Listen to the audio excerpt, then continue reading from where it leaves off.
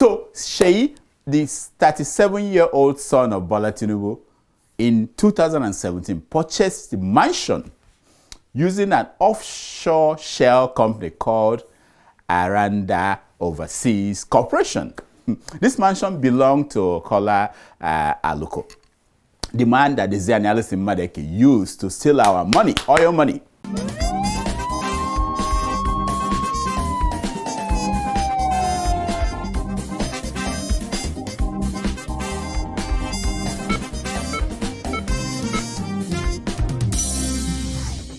Welcome to the show. My name is Dr. Damages. We are coming to you from the greatest city in the world, New York City. Yes.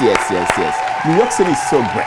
But we are starting today at the other end of the pond, London, UK. Yes! After looking for a job for 74 years, Charlie Eliza finally got one. Clap for the man. It's not easy. It wasn't easy.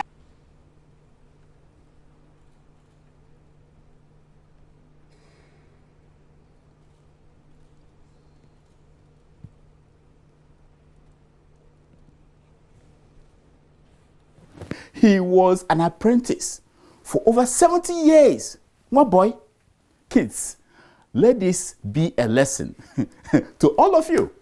Persistence pays. No matter how long it takes, if you stay on it, even if less than 1,000 people watch your channel every week, it will be your chance to shine one day. From a humble beginning, he is now known as King Charles III.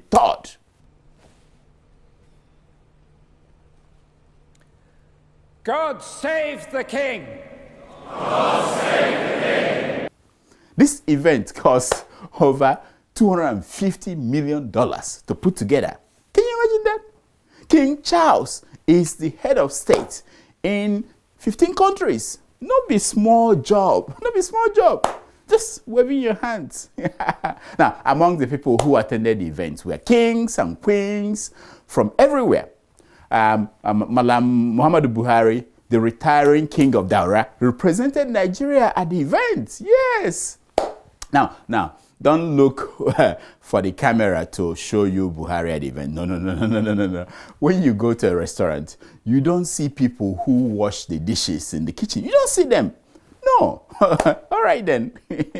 Buhari went because he wanted to use the opportunity to see his friend, the Archbishop of Canterbury. You know, no, he was the one who did the officiating. And not the juju part. When they had to do juju, he had to get away. Anyway, while in London, Buhari will see his doctors. You know? Yeah, that's another reason. For the very last time as president. When next he goes to London to check up, he won't go with a presidential jet unless Tinubu allows him. Now, while in London, Buhari will also negotiate to see if they will put for him that thing that they put in the Bola Tinubu's arm, you know, in France. So that when he needs to have an oil change or transmission fluid top off, you know, he can do it in Daura and not in London. You see, man is thinking. On our show today, while a king is crowned in London, another one is getting ready for his ascension in Abuja. Like a king that deserves his title. The incoming king of Abuja traveled to Port Harcourt, Rivers State, to tell his subjects what his era would look like. Take a look. I owe you nothing. I owe you nothing. Yes. You can sing. Yes, I don't have to tell you. We are very too good. We are very too nice. We very too good. Oh nice. By now, I hope you are ready. Yes, it is settled. In less than 30 days, a new era will begin in Nigeria. It will be called 1 week, 1 scandal era. Listen. Aranda Overseas Corp, which is a company belonging to Seyi Tinubu, the son of the president-elect Bola Tinubu, is said to have purchased a London mansion, which the Nigerian government had tried to seize as property bought with the proceeds of crime. Oh, Lord. yeah. This is it. That's what we signed. So, Seyi, the 37-year-old son of Bola Tinubu, in 2017, purchased the mansion using an offshore shell company called Aranda Overseas Corporation. This mansion belonged to Kola Aluko, the man that the Zianialist in Madeke used to steal our money, oil money. At last count, Kola Aluko and the Zianialist in Madeke stole close to $2 billion from Nigeria through shady oil deals. In 2016, the Nigerian government confiscated this mansion from Kola Aluko. At the same time, they confiscated other Aluko properties in the US and other parts of the world. As we now see the trend, Buhari handed over to his friends and families these seized properties in Lagos, Abuja, and other parts of the world. Hey! They are fighting corruption. There are reports that Seyi Tinubu even hosted Buhari in this mansion during one of Buhari's trips to London. Who knows? Maybe if this story did not come out, Buhari would have spent some days in the mansion during his this current trip to attend King Charles' coronation. Who knows?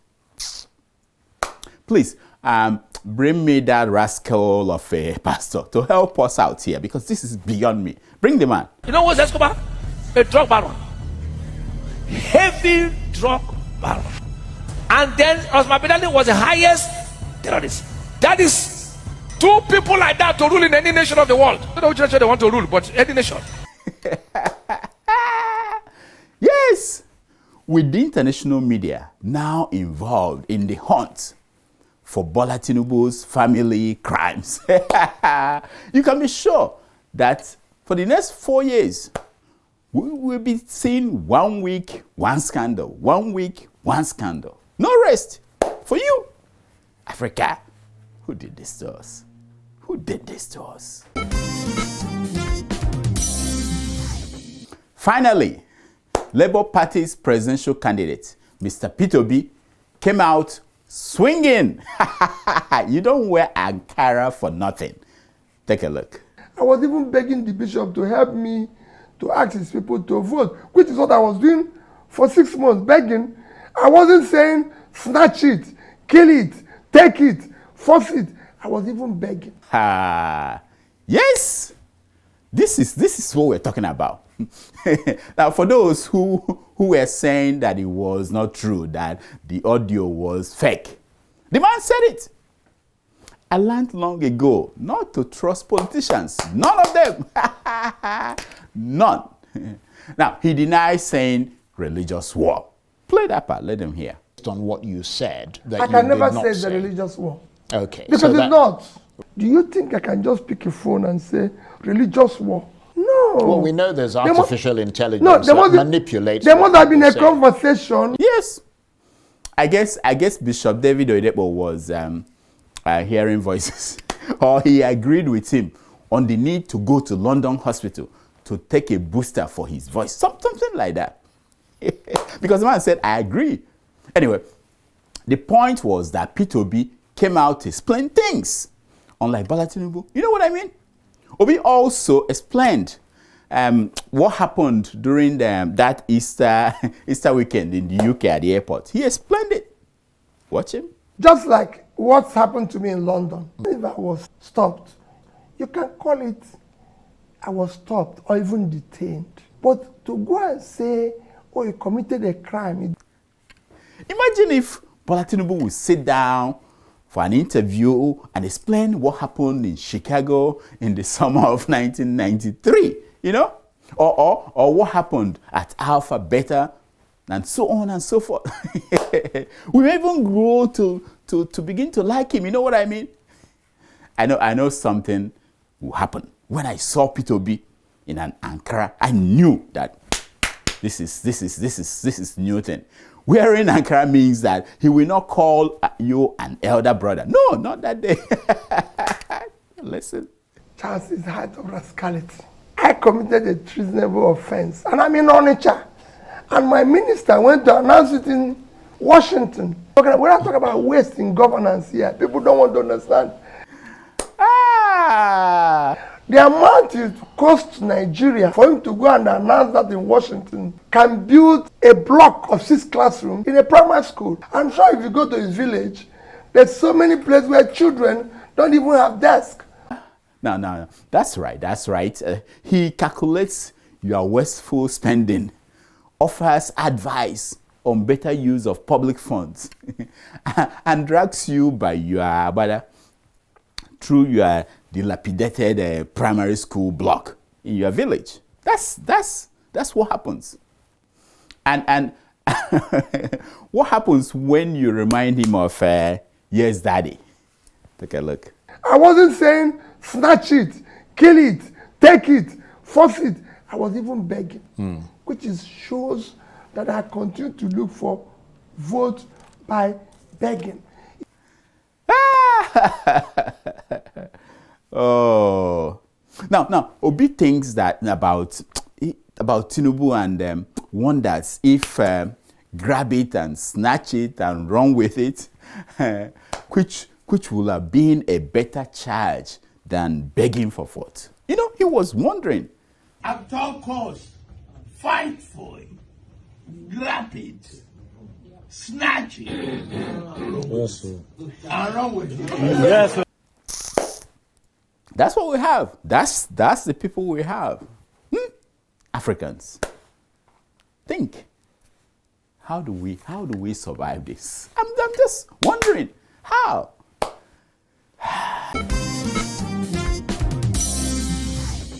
The other day, Governor Wike declared a public holiday in Rivers State for Bola Tinubu's visit. He also ordered the closure of shops. Look at the headline. That was a wicked sit-at-home order. I tell you, you can declare a public holiday, but must you force people not to open their shops? I don't get it. If we are not careful, these people, they will soon stop us from going to pee whenever we wanted to pee. They will tell us when to get up and pee in our own homes. Anyway, Wike did all this to make Bola Tinubu feel that he won an election in Rivers State. That was it. Without a public holiday that forced people to close their shops and stay at home, nobody will come out to see Bola Tinubu and welcome him to Rivers State. Nobody will do that. You see? Now, did it work? Did the plan work? Let's see. The 12 flyover and the demand you made for refund, I owe you nothing.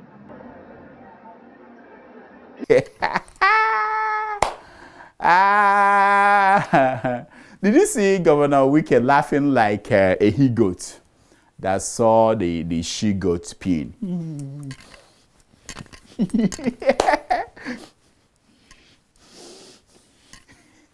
Now, play the video, show Wike's reaction to when Tinubu was just telling him, I don't owe you.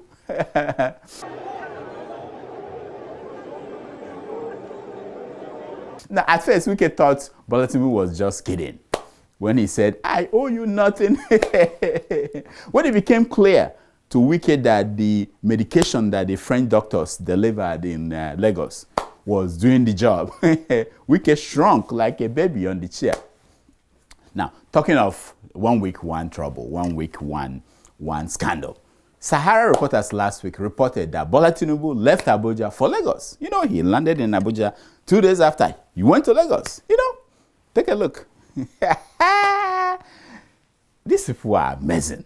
When it comes to plotting, they know how to do that. You see, once the pick line is placed, the doctors must administer the drugs. It is not for decoration. It's not, my friends, it's not for decoration. It is not for show.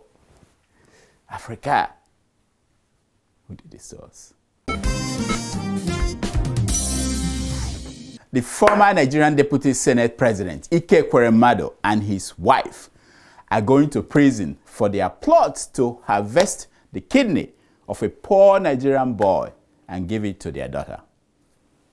Take a look. Ike Ekweremadu has just been jailed for 9 years and 8 months. But his wife Beatrice today has been sentenced to 4 years and 6 months in prison. Yes. I impose a sentence of 9 years and 8 months imprisonment. I impose a sentence of 4 years and 6 months imprisonment.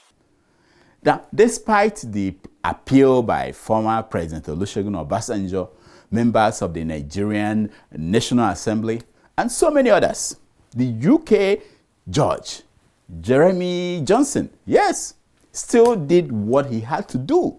You know, you see what happens where Ghana must go back does not swear justice. Kids, let this be a lesson to you all. Just learn something from this.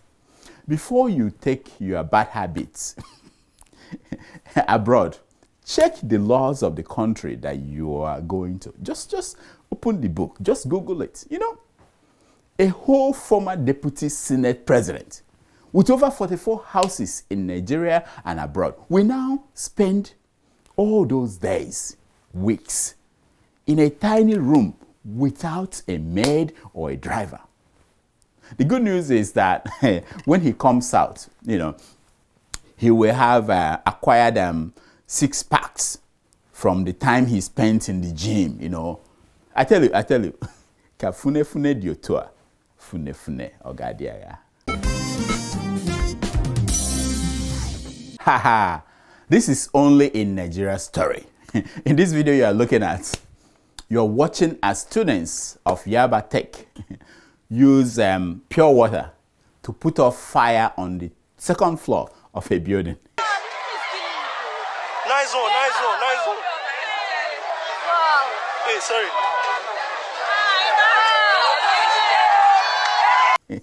You can't make this up. Yes, pure water. Say, thank God for pure water. These students were able to quench the fire, the routine fire. Now, imagine the unexpected fires we will be able to quench if only we have pure politicians to throw at the fire. Imagine that. Imagine that. Here are some stories making headline news across Nigerian newspapers this week. As always, headline news is brought to you by Help Me Waka. Help Me Waka, the people who run errands for you in Nigeria and in Ghana.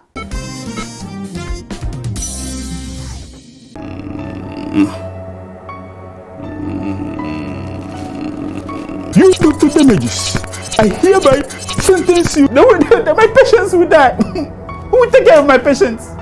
You Dr. Damages, I hereby sentence you to 12 months in prison with hard labor for neglecting your family and especially your father who did everything to get you where you are today. No.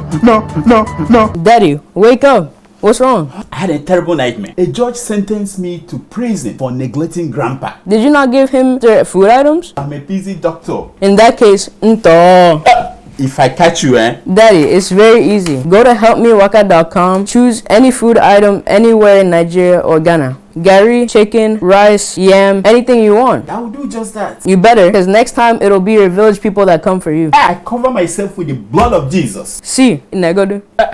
Yeah. Oh, look at the first story. Bodyguard shoots dead Ugandan top politician over months of unpaid salary. Hey. You see, we don't support violence. It is never a solution to any problem. But just think about it. Why will anyone not pay someone's your bodyguard? Why? Do you need someone to explain that to you? I don't get it. What sense does it make to give a gun to someone and refuse to pay him at the end of the month? What sense? Hey! Next, from Uganda again. Ugandan parliament passes anti-gay bill with provisions for death penalty and long jail terms. Hey! Finally, the income per head in Uganda jumped to the level of Switzerland. Yes, after that law was passed, everyone in any oppressed part of the world, they are now moving to Uganda as a result. Thank you, Museveni. Thank you. Nonsense. Next, this from Nigeria. It is not the Nigerian government that will create jobs. It is the private sector, says Femi Adesina. Thank you, Femi, for making it clear. You know, we didn't know. Now, will you remind Buhari to refund us all the salaries and allowances that Nigeria paid him for the last 8 years? Because he lied to us that he will create jobs in millions for Nigerians. Nonsense.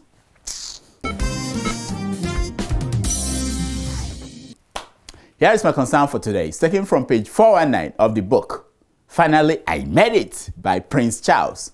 And it says, do you seriously expect me to be the first Prince of Wales in history not to have a mistress? This is actual quote from Prince Charles. Yes, he's the new king, King Charles III.